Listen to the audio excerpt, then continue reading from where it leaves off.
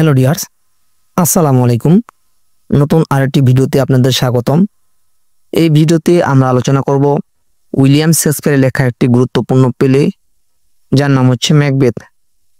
তো ডিয়ার্স, এই ভিডিওর মাধ্যমে আপনারা জানবেন এই প্লের background, character list, short summary এবং কিছু গুরুত্বপূর্ণ মেন থিম সম্পর্কে। তো ডিয়ার্স, ভিডিওটি যদি আপনারা শুরু থেকে শেষ পর্যন্ত দেখেন, আমরা আশা করি এই প্লের সমস্ত কনসেপ্ট ক্লিয়ার হয়ে যাবে। তো চলুন ভিডিওটি শুরু করা যাক। শুরুতে জানবো আমরা এই প্লের ব্যাকগ্রাউন্ড সম্পর্কে। ম্যাকবেথ হলো উইলিয়াম শেক্সপিয়ার লেখা একটি বিখ্যাত ট্র্যাজেডি নাটক। এই নাটকটি লেখা হয় 1606 সালে। নাটকটির কাহিনী ঘটে স্কটল্যান্ডে 1100 শতকে। নাটকের প্রধান চরিত্রের নাম ম্যাকবেথ। সে একজন সাহসী ও শক্তিশালী সেনা কর্মকর্তা। একদিন যুদ্ধ থেকে ফেরার সময় সে তিনজন ডাইনির সাথে দেখা করে। ডাইনিরা ভবিষ্যৎবাণী করে যে ম্যাকবেথ একদিন স্কটল্যান্ডের রাজা হবে। এই কথা শোনার পর ম্যাকবেথ এর মনে লোভ চলে আসে। তার স্ত্রী লেডি ম্যাকবেথ তাকে রাজাকে খুন করতে উৎসাহ দেয়। অবশেষে ম্যাকবেথ রাজাকে খুন করে এবং নিজেই স্কটল্যান্ডের রাজা হয়ে যায়। কিন্তু রাজা হওয়ার পর তার মনে শান্তি থাকে না। সে সবসময় ভয়ে থাকে, সন্দেহ করে এবং আরো অনেক মানুষকে হত্যা করে। এক সময় তার চারপাশে সবাই তার বিরোধী করে। শেষ পর্যন্ত সে যুদ্ধের ময়দানে নিহত হয়। তো ডিয়ার্স, এই ছিল এই প্লের ব্যাকগ্রাউন্ড। এখন জানবো এই প্লের যে মেন ক্যারেক্টার রয়েছে সেগুলো সম্পর্কে। এই প্লের মেন ক্যারেক্টার হচ্ছে ম্যাকবেথ। ম্যাকবেথ ছিল একজন সাহসী সেনাপতি।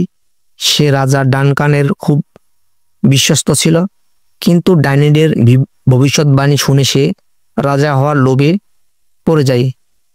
তার স্ত্রী লেডি ম্যাকবেথ তাকে খুন করতে উৎসাহ দেয়। রাজাকে হত্যা করার পর ম্যাকবেথ রাজা হয়, কিন্তু শান্তি পায় না। সে অনেক খুন করে এবং শেষে যুদ্ধক্ষেত্রে মারা যায়। এরপরে লেডি ম্যাকবেথ। লেডি ম্যাকবেথ ছিল ম্যাকবেথের স্ত্রী। সে খুব লোভী প্রকৃতির মহিলা ছিল। সে ম্যাকবেথকে রাজাকে হত্যা করতে সাহায্য করে, এমনকি রাজাকে খুন করার পরিকল্পনাও করে। কিন্তু পরে সে তার ভুল বুঝতে পারে এবং মানসিকভাবে ভেঙে পড়ে। একসময় সে পাগল হয়ে যায় এবং মারা যায়। এরপরে দ্য থ্রি উইচেস, তিন ডাইনি। তারা ছিল তিন রহস্যময় নারী যারা ভবিষ্যৎবাণী বলে। তারা ম্যাকবেথকে বলে যে সে একদিন রাজা হবে। তাদের কথা শুনে ম্যাকবেথ খারাপ পথে চলে যায়। তারা শুধু ম্যাকবেথই নয়, বাঙ্কু সম্পর্কেও ভবিষ্যৎবাণী করে। এই ডাইনিরাই ম্যাকবেথের জীবনের ধ্বংসের মূল কারণ। এরপরে কিং ডানকান। ডানকান ছিল স্কটল্যান্ডের রাজা। তিনি ছিলেন একজন সৎ ও দয়ালু শাসক। তিনি ম্যাকবেথকে অনেক সম্মান দেন, কিন্তু ম্যাকবেথই তাকে রাতে ঘুমের মধ্যে খুন করে। তার মৃত্যুর পর রাজ্যের অবস্থা খুব খারাপ হয়ে যায়। এরপরে ক্যারেক্টার বাঙ্কু। বাঙ্কু ছিল ম্যাকবেথের বন্ধু ও সহযোদ্ধা। ডাইনিরা বলে বাঙ্কু রাজা হবে না, কিন্তু তার সন্তানরা রাজা হবে। ম্যাকবেথ বাঙ্কুকে হিংসা করে এবং তাকে খুন করে, তবে বাঙ্কুর ছেলেরা পালিয়ে যায়। এরপরে ফ্লিয়ান্স। ফ্লিয়ান্স ছিল বাঙ্কুর ছেলে। ম্যাকবেথ তাকে খুন করতে চায়, কিন্তু ফ্লিয়ান্স পালিয়ে বাঁচে। ভবিষ্যৎবাণী অনুযায়ী একদিন তার বংশধর রাজা হতে পারে। এরপরে ম্যাকডাফ। ম্যাকডাফ ছিল একজন সৎ ও সাহসী ব্যক্তি। রাজা ডানকান খুন হওয়ার পর সে ম্যাকবেথের উপর সন্দেহ করে। পরে সে ম্যাকবেথের বিরুদ্ধে যুদ্ধ করে। ম্যাকবেথ তার স্ত্রী ও সন্তানদের মেরে ফেলে। তাই ম্যাকডাফ প্রতিশোধ নেয় এবং ম্যাকবেথকে হত্যা করে। এরপরে লেডি ম্যাকডাফ। লেডি ম্যাকডাফ ছিল ম্যাকডাফের স্ত্রী। ম্যাকবেথ এর লোকেরা তাকে এবং তার সন্তানকে নির্মমভাবে হত্যা করে। এই ঘটনার পর ম্যাকবেথের বিরুদ্ধে মানুষের রাগ আরো বেড়ে যায়। এরপরে ম্যালকম ম্যালকম ছিল রাজা ডানকানের বড় ছেলে। বাবাকে খুন করার পর সে পালিয়ে যায়।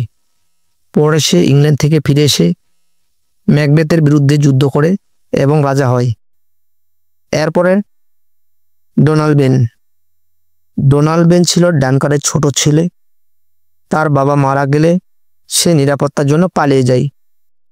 সে নাটকে খুব একটা দেখা যায় না, তবে সে রাজপরিবারের একজন সদস্য। তো ডিয়ার্স, এই ছিল এই প্লেয়ের ক্যারেক্টার সম্পর্কে। এখন জানবো এই পুরো প্লেয়ের শর্ট সামারি সম্পর্কে। ম্যাকবেথ হলো উইলিয়াম শেক্সপিয়ারের লেখা একটি বিখ্যাত ট্র্যাজেডি নাটক। নাটকটি একজন সাহসী যোদ্ধা ম্যাকবেথকে নিয়ে লেখা। ম্যাকবেথ স্কটল্যান্ডের রাজা ডানকান এর একজন বিশ্বস্ত সেনাপতি। সে যুদ্ধ করে রাজাকে অনেকবার জয় এনে দিয়েছিল। এই জন্য রাজা তাকে ভালোবাসে এবং পুরস্কৃত করে।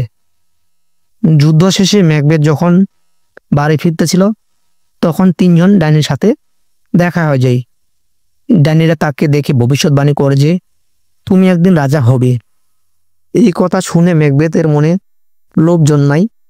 সেভাবে আমি যদি রাজা হই তাহলে অনেক ক্ষমতা পাব। সে এই কথা নিজের স্ত্রীর সঙ্গে শেয়ার করে। লেডি ম্যাকবেথ ছিল খুবই উচ্চ আকাঙ্ক্ষী একজন মহিলা। সে ম্যাকবেথকে উৎসাহ দেয় রাজাকে হত্যা করতে। এক রাতে ম্যাকবেথ রাজা ডানকানকে ঘুমের মধ্যে খুন করে। এরপর ম্যাকবেথ নিজেই স্কটল্যান্ডের রাজা হয়। কিন্তু রাজা হওয়ার পর থেকে ম্যাকবেথ শান্তি পায় না। তার মনে ভয় আর সন্দেহ জাগে। সে ভাবে সবাই তাকে মেরে ফেলবে এবং সিংহাসন কেড়ে নেবে। তাই সে নিজের বন্ধু বাঙ্কুকেও খুন করে। কারণ ডাইনিরা বলেছিল বাঙ্কু রাজা হবে না, কিন্তু তার সন্তান একসময় রাজা হবে। বাঙ্কুর ছেলে প্রিন্স পালিয়ে যায় এবং বেঁচে যায়। ম্যাকবেথ এরপর ম্যাকডাফ এর স্ত্রী ও সন্তানদের মেরে ফেলে। এই কারণে ম্যাকডাফ খুব রেগে যায় এবং ম্যাকবেথের উপর প্রতিশোধ নিতে চায়। রাজা ডানকানের ছেলে ম্যালকম ইংল্যান্ডে ছিল। সে ফিরে আসে এবং ম্যাকডাফের সঙ্গে যুদ্ধ করে। যুদ্ধের শেষে ম্যাকডাফ ম্যাকবেথকে হত্যা করে। ম্যাকবেথ মারা যায় আর ম্যালকম রাজা হয়ে যায়। আর এখানে নাটকটি শেষ হয়। তো ডিয়ার্স, এখন জানবো এই প্লেতে যে কিছু গুরুত্বপূর্ণ থিম ব্যবহার করা হয়েছে সেগুলো সম্পর্কে। এই প্লের মেন থিম হচ্ছে অ্যাম্বিশন, লোভ বা উচ্চাকাঙ্ক্ষা। ম্যাকবেথ রাজা হওয়ার জন্য অনেক লোভ করে। এই লোভ তাকে খারাপ পথে ঠেলে দেয়। নাটকটি দেখায় যে অতিরিক্ত লোভ মানুষের জন্য শেষ পর্যন্ত অনেক কষ্ট বয়ে আনে। এরপরে ক্রাইম অ্যান্ড গিল্ট, অপরাধ ও অপরাধবোধ। ম্যাকবেথ ও লেডি ম্যাকবেথ রাজাকে খুন করে, কিন্তু খুন করার পর তাদের মনে অপরাধবোধ বাসা বাঁধে। লেডি ম্যাকবেথ এতটাই দুঃখ পায় যে সে পাগল হয়ে যায়। এই নাটকটি আমাদেরকে শেখায় যে খারাপ কাজ করলে মানুষের মনে শান্তি থাকে না। এরপরে ফেট ভার্সাস ফ্রি উইল, ভাগ্য বনাম ইচ্ছা শক্তি। তিন ডাইনি ম্যাকবেথকে বলে যে সে রাজা হবে, তবে ভবিষ্যৎ সত্যি হয় কারণ ম্যাকবেথ নিজেই খারাপ কাজ করে। নাটকটি প্রশ্ন তোলে, ভাগ্য কি সব ঠিক করে নাকি আমাদের ইচ্ছা শক্তিই দায়ী? এরপরে পাওয়ার অ্যান্ড করাপশন, ক্ষমতা ও দুর্নীতি। ম্যাকবেথ রাজা হওয়ার পর অহংকারে ভরে যায়। ক্ষমতা ধরে রাখতে সে আরো খুন করে। নাটকটি শেখায় ক্ষমতার লোভ মানুষকে দুর্নীতিগ্রস্ত ও ধ্বংসশীল করে তোলে। তো ডিয়ার্স, ভিডিওটি এই পর্যন্ত। যদি ভিডিওটি আপনাদের ভালো লাগে থাকে অবশ্যই লাইক করবেন, কমেন্ট করবেন আর চ্যানেলটি সাবস্ক্রাইব করে রাখবেন।